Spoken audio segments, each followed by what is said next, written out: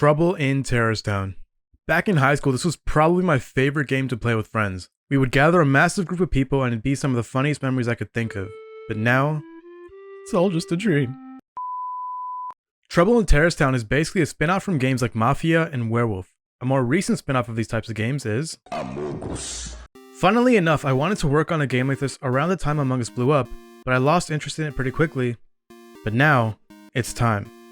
To get us started, I'm going to be using the C++ version of the Advanced Locomotion System. All of its animations are completely networked, which will save me a bunch of time in the future. I also really love the character model since I'm trying to go for a totally accurate Battlegrounds vibe. Since art isn't my forte, this type of art style will allow me to focus more on programming rather than modeling. Now I did make some small changes to the model. I made sure our character was looking nice and fresh, and I also gave him some big eyes to add some personality. Later on, I'll be using Epic online services to connect players, but for now, I'll just be using Unreal's built-in multiplayer testing. It makes testing super quick rather than having to package it and send it to someone else. Now the first thing I like to do is assign a role to each player when the round starts. In Trouble in Terrorist Town, there's 3 main roles: Innocent, Detective, and the Traitor. For every 4 players there's 1 Traitor, and for every 8 players there's 1 Detective. The rest of the players are Innocent. Now I'll change the titles of these in the future, but for now, I'll refer to them similarly. Now after a bit of programming and scratching my head over player states and game states, we've got this.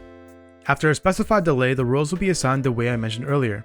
In the future though, players won't know what each other's roles are, but for testing, I'll leave it over their heads. Now let's focus on the weapons. We'll first focus on just picking them up. All I'll need to do is make an actor class for the specific weapon, then I can attach this actor to a socket on my character, which will then be networked to each client, which gives us this.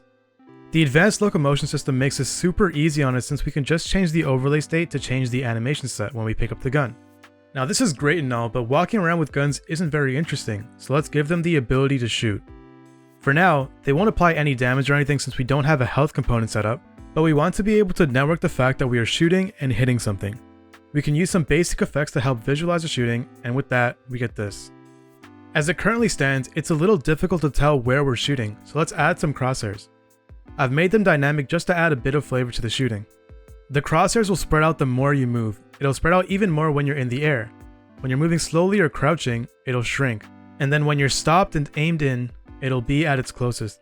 Eventually I'll also be adding in random spray patterns, but that's a little complex for now. What's most important currently is setting up our foundation. So let's implement the most important piece of functionality, which is getting our guns to apply damage. Fortunately, Unreal makes this part pretty easy since they have some functions that allow you to apply damage and receive damage over the network. And with that, we can make our weapons apply damage on impact. Alright, everything is looking perfect now. With all of the things we've done so far, we'll be able to build on them in the future. If you guys enjoyed the video, make sure you like the video and subscribe for future updates, and make sure you comment any ideas you have down below. Peace.